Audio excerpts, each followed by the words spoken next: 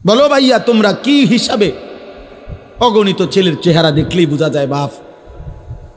আজকের সারা দিনে যারা এক ওয়াক্ত নামাজ পড়ো নাই, হায় মুসলমানের সন্তান, কেমনে পারলা? তুমি কি মরবা না? তুমি কি কবরে যাইবা না বাপ? এই পৃথিবীর কত রাজা বাদশাহ কবরে চলে গেছে, তুমি কি কোনোদিন কবরস্থান দেখো নাই? তুমি কারো জানাজা পড়ো নাই? তুমি কি কোনো মানুষের লাশ দেখো নাই? আমি 5 দিন আগে আমার জ্যাঠার সাথে কথা বলে আসছি, বাড়িতে খোঁজ খবর নিছি। 5 দিন পরে আমার জ্যাঠা মারা গেছে। আমি জ্যাঠার দিকে তাকাইয়া বাড়িতে গিয়া দেখছি আমার এই সেই মানুষটা যার সাথে আমি কথা বলছি, উনি নাই, চুপ হয়ে গেছে, হাত নড়ে না, পাও নড়ে না। আমি জানাজা পড়াইছি আমার জ্যাঠার, তো জানাজার আগে আমি আমার জ্যাঠার কবরটা খালি, তখন কবরে রাখে নাই। আমি কবরের দিকে তাকাইয়া অনেকক্ষণ 8-10 মিনিট হইব। আমার বাবার কবরের পাশে আমার জ্যাঠার কবর। আমার আব্বা আগে ইন্তেকাল করছে। আমার জ্যাঠার কবরের দিকে তাকাইয়া অনেকক্ষণ খালি কবরের দিকে তাকাইয়া ছিলাম। তাকাইয়া আমার মনে হইল কবর যেন আমারে ডাক দিয়ে বলছে, আনিস, আমার কাছ থেকে 1 মুঠ মাটি দিছিলাম আমি তোমার জ্যাঠারে বানাইবার জন্য, আজ আমার মাটি আমি ফেরত নিলাম। ওয়াফিহা নুঈদুকুম। নওজোয়ান, তোমার মাটি মাটির কাছে ফেরত চলে যাবে। তুমি মাটি ছাড়া আর কিছু না। তোমার এই চোখ, নাক, কান, হাত, পাও, হ্যাঁ, এটা চোখ, নাক, কান, মাটি। মাটি, ওই মাটির টুকরা। ওয়ালাকাদ খালাকনাল ইনসানা মিন সুলালাতিন মিন তিন। আল্লাহ বলছে, শুকনো মাটি থেকে, ঠনঠনে মাটি, আমি সেখান থেকে মানুষকে সৃষ্টি করেছি। তুমি মাটির একটা টুকরা ছাড়া আর কিছু না। আর মাটির এক টুকরা এত অহংকার করা এত বড় মালিকের সামনে সাজে না রে বাপ, উচিত না, উচিত না। এত বড় মালিকের নাফরমানি করছো কেমনে? কোরআনুল করিম আল্লাহ নাজিল করছে 30 পারা। এতগুলো কথা আল্লাহ কোরআনে বলছে, 30 পারা নবীর জবান দিয়ে বলাইছে। 23টা বছর কোরআন শরীফে আছে, ফাবি আইয়ি হাদিসিম বাদাহু ইউমিনুন। আল্লাহ বলছে, বান্দা বল না রে, আমি আর কেমনে বললে, আর কোন কথা বললে, আর কতবার বললে বান্দা তুমি আমার কথা মেনে নিতা? এই নাফরমান, এই বেনামাজি, দাঁড়া, এখন দাঁড়া। ফজরের নামাজ পড়ো না যারা, গত 1 বছর ধরে হাইওয়ান মুসলমানের বাচ্চা এত নিকৃষ্ট হয়? তোর কোনো মা নাই, তোর কোনো বাপ নাই বেটা, তোর কোনো আল্লাহ নাই, তোর কোনো নবী নাই, তোর কোনো ধর্ম নাই। নাফরমান। জীবন মানে হুদা ভাত, জিন্দিগি মানে শুধু ভাত, জীবন মানে শুধু ঘুম, জীবন মানে শুধু পেশাব পায়খানা, জীবন মানে শুধু লজ্জাস্থানের চাহিদা পূরণ। এগুলো তো কুত্তারও পূরণ হয়। এই নাফরমান, খানা তো কুত্তাও খায়, ঘুম তো কুত্তাও যায়, পেশাব পায়খানা তো কুত্তারও হয়, লজ্জাস্থানের চাহিদা তো কুকুরও পূরণ করে। কুকুরের বাচ্চা হয় না? কথা বলে না। কুত্তার বাচ্চা হয়নি তো কুকুরের বাচ্চা হয়, মানেই তো তার চাহিদা পূরণ না হইলে বাচ্চা হয় কেমনে? তো তুমি এটা কি ভাবছো বাপ? 1 ওয়াক্ত নামাজও পড়তা না, কেমনে বাঁচবা? ফাকাইফা তাত্তাকুনা ইন কাফারতুম ইয়াওমান ইয়াজালুল বিলদানা শিবা। আল্লাহ বলে, বান্দারে আমার, কেমনে রে বান্দা এত নাফরমানি করছো? আল্লাহ বলে, সেদিন হাসরের দিন আমার বান্দা কেমনে রে বাঁচবা বান্দা? এত নাফরমানি, এত মিথ্যা, এত চুরি, এত জিনা। এক মুমিন মুসলমান দাবি করে 30 বছর ধরে সুদ খাও, মুসলমান বুঝি 30 বছর সুদ খায়? মুসলমান কেমনে 30 বছর নাচ গান দেখে?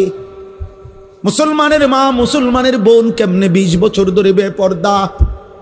মুসলমানের ঘরে কেমনে প্রত্যেক দিন নাটক সিনেমা নর্তকীর ছবি চলে, নাটক সিনেমা চলে?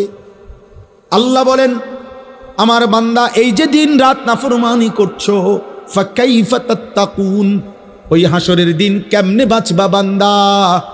যেই দিনের একদিনেই দুঃখ কষ্ট আর পেরেশানি আর যন্ত্রণায় একদিনেই দুধের বাচ্চা কোলের বাচ্চা বুড়া হয়ে যাবে।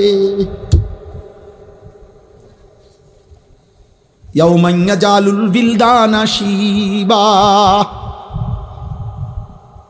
একদিনে ইয়াউমান, কয় দিনে? একদিনে বাচ্চা বুড়া হয়ে যাবে, একদিনেই কালো চুল সাদা হয়ে যাবে।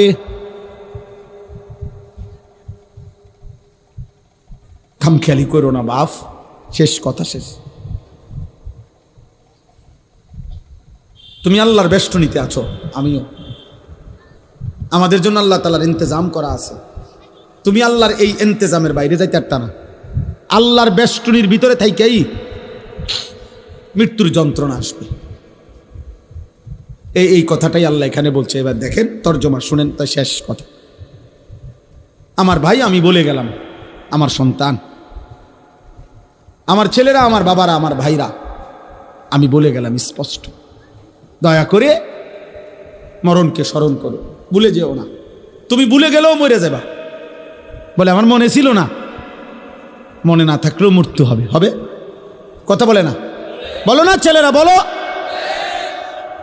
তুই মরে যাবে বাপ। এই মোবাইল থাইকা যাবে, ফেসবুক থাইকা যাবে, এগুলো হারায় যাবে। তোমার চোখের ওই নারীও হারায় যাবে, হয়তো কোনোদিন আর মনেও পড়বে না কারো কথা। কিন্তু গুনাহগুলো সাথে নিয়া তোমার হাসরের ময়দানে দাঁড়াইতে হবে। এই পাপগুলো নিয়েই তোমাকে দাঁড়াইতে হবে। এই জন্য আমি কিশোর নওজোয়ানের পরিবর্তনের খুব প্রত্যাশিত। আমার এক ছোট্ট জিন্দিগি প্রয়োজন, আমি দিয়ে দিলাম। কিন্তু আমার একটা আশা, মুসলমানের নওজোয়ান তোমরা ইনশাআল্লাহ ফিরলে, তোমরা যদি ফজরের নামাজ পড়ো, এতগুলো ছেলে ইনশাআল্লাহ কদর কসম ইসরায়েলের কুত্তাদের কলজা সুদ্ধা নড়ে উঠবে ইনশাআল্লাহ। সেজদাবিহীন বিজয় আসবে না বন্ধু। স্লোগান দিলে হবে না, শুধু স্লোগান দিলে। স্লোগান আমিও দিতাম, জানি। আমি ছাত্র জীবনে স্লোগানে সেরা ছিলাম। ঢাকা চৌধুরীপাড়া যখন পড়তাম দাওড়া রাকাম থেকে গিয়া, তখন স্লোগানে সেরা ছিলাম। হুজুররা আমারে স্লোগানের জন্য নিত, উড়ে লেতাম পারু স্লোগান দিয়া। আলহামদুলিল্লাহ। আমার বড় ভাই, আমার মনে আছে, বড় ভাই আনি চল স্লোগান, আর চলেন ভাই, উড়ে এলাম কোনান দিয়ে উড়ে তুল। 2-4 ঘন্টাও মিছিল করতে পারতাম, একটা না, কোনো বিশ্রাম ছিল না। স্লোগান দিয়ে হবে না দোস্ত, শুধু কলিজার খুন কপালের এই সেজদা মালিককে দিতে হবে। ভাইয়া, আরো 100 বছর চেষ্টা করেও কাফের বেঈমানদের সমপরিমাণ অস্ত্র, কাফের বেঈমানদের সমপরিমাণ ক্ষমতা, দুনিয়াবি আসবাব আমাদের হবে না। আমাদের বিজয় আমাদের ওই রবের কাছে। আমাদের উপরে যিনি, তিনি আমাদের জন্য যথেষ্ট। আমরা যদি যথাযথ চোখের পানি দিতে পারি, আমরা যদি চোখের পানি ফেলতে পারি, সেজদা দিতে পারি, ইনশাআল্লাহ বিজয় আসবে। গাজাবাসী সন্তান খুব কষ্ট পাইতেছে বাপ। আজকেও পত্রিকা আসছে, সব পত্রিকা। গতকালকে বৃহস্পতিবার গাজার প্রায় 4.5 লক্ষ মানুষ, তারা আবার শেষবারের মতো ইসরায়েলের বেঈমান কুত্তারা বলছে, গাজাবাসীরে মাইকিং করে শুনাই দিছে, তোমাদেরকে পলায়নের জায়গা ছেড়ে দেওয়ার শেষ সুযোগ দেওয়া হলো, এরপরে আর বাঁচতে দেওয়া হবে না। ছোট ছোট মাসুম বাচ্চা নিয়ে মহিলারা খালি পায়ে, আজকের পত্রিকাতেও আসছে যে এরা হাঁটতেছে, ওরা জানে না ওরা কোথায় যাবে, ওরা জানে না। 12 কিলোমিটার পায়ে হাইটা একটা বাচ্চা একটা রুটির জন্য হাত পাইটা অনেক কষ্টে যখন একটা রুটি নিছে, রুটি নিয়ে যখন ফেরত আসছে, এই কিছুদিন আগে পত্রিকা আসছে, 12 কিলোমিটার পায়ে হাইটা রুটিটা নিছিল। এই রুটি নিয়ে যখন ফিরে আসছে, গাজার ওই ছেলেকে গুলি করার পরে বুলেটের আঘাতে রুটি হাতে মাসুম সন্তানের কলিজাটা ঝাঁঝরা হয়ে গেছে, ও আর রুটি খাইতে পারেনি।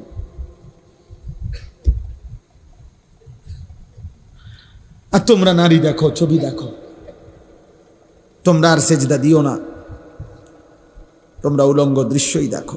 তোমাদের আর মোবাইলের নেশাই গেল না, তোমাদের চুলের ফ্যাশনই শেষ হইল না, তোমরা তোমাদের বন্ধুদের আড্ডাই শেষ। তোমরা মনে করছো ইবলিস শয়তান তোমাগরে বলছে যে তোমাদের বিপদ হবে না।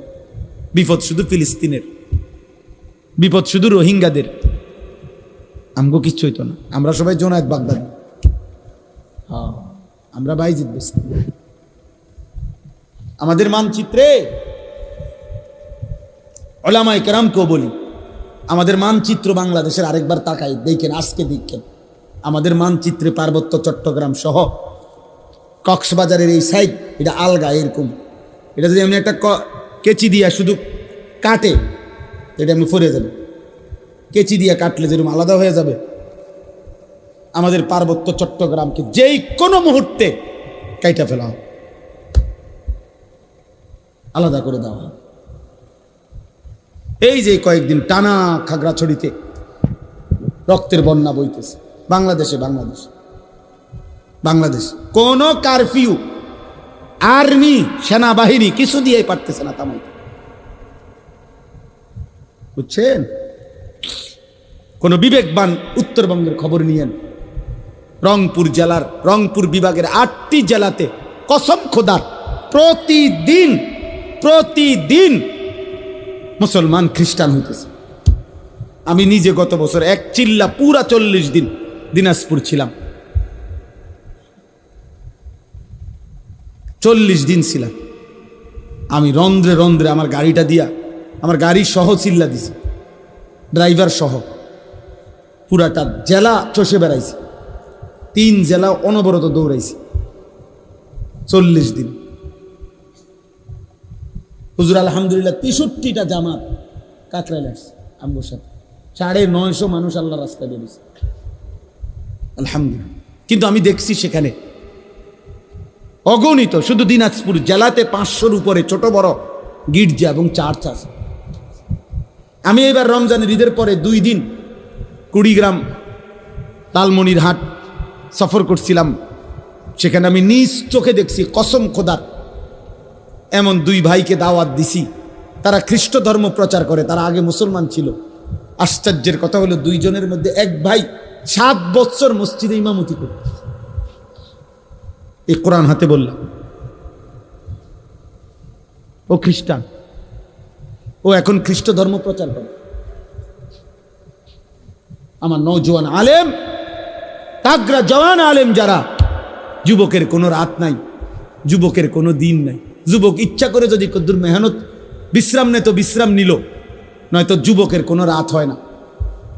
যুবক চাইলে সারা রাতও মেহনত করতে পারে, যুবক চাইলে সারা রাতও মেহনত করতে পারে।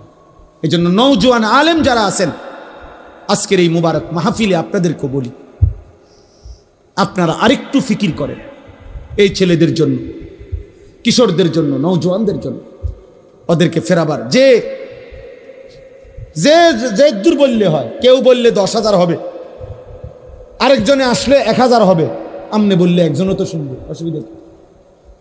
কথা বোঝেন না?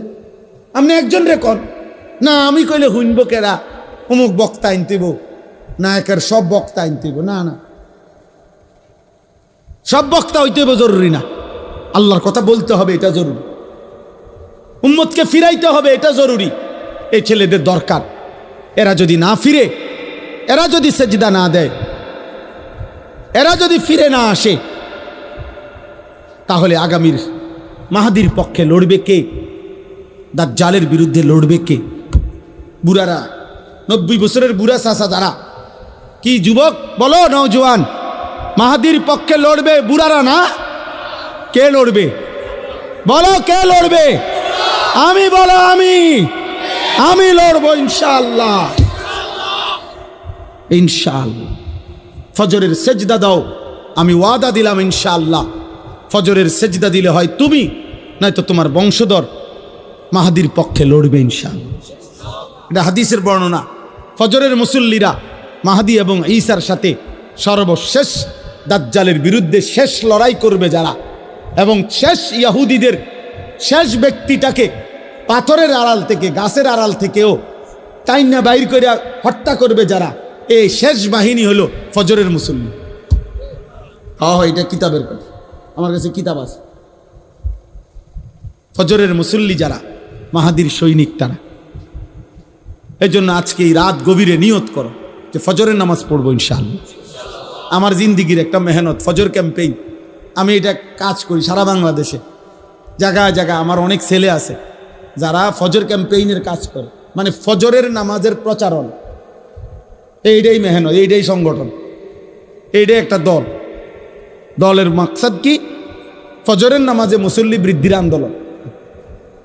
এটা আমার শায়েখ দিছেন, আমারে বলছেন আমার শায়েখ আল্লামা মুফতি মুশতাকুন নবী কাসিম হুজুর, আমার এই জিম্মাদারি যে মাওলানা এটা করবেন, কোনো ফিডাফিডি নাই, ঝগড়া নাই, ফজরের জন্য ডাকবেন।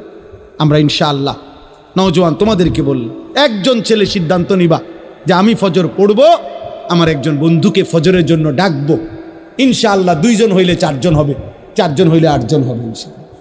হইতে পারে না ইনশাআল্লাহ? হইতে পারে ইনশাআল্লাহ। ফজরের নামাজে বিজয় আছে। ফাল মুগীরাতি সুবহা, আল্লাহ তাআলা বলছে যুদ্ধের ঘোড়া দুশমনের উপরে আক্রমণ করে ফজরের ওয়াক্ত। ফাল মুগীরাতি সুবহা ওয়াল আদিয়াতি যবহা ফাল মুরিয়াতি কদহা। এইটাও মজার।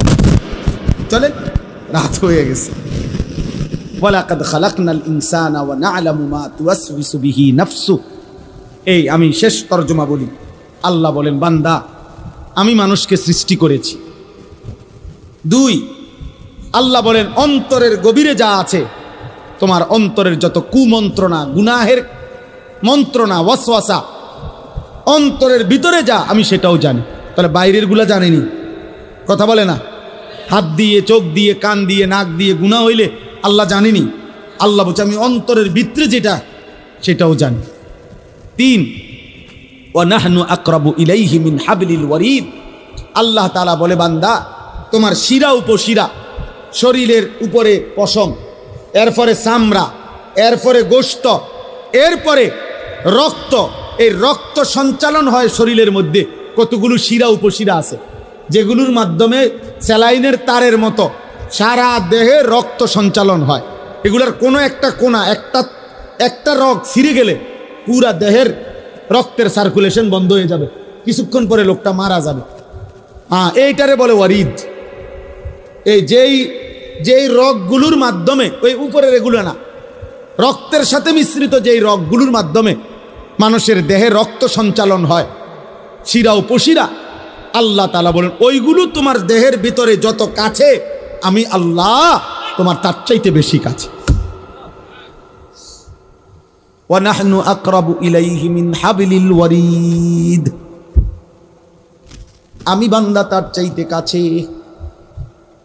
ওয়া মা তাকুনু ফি শা'নিন ওয়া মা তাতলু মিনহু মিন কুরআনিন ওয়া লা তা'মালুনা মিন আমালিন ইল্লা কুন্না আলাইকুম শুহুদান। আল্লাহ বলে, বান্দা তুমি যখন যেখানেই থাকো না কেন, আমার কোরআন যেটুকুই পড়ো না কেন, তুমি যেই আমলই করো না কেন, বান্দা যখন তা করতে থাকো, আমি আল্লাহ তোমার সামনেই থাকি।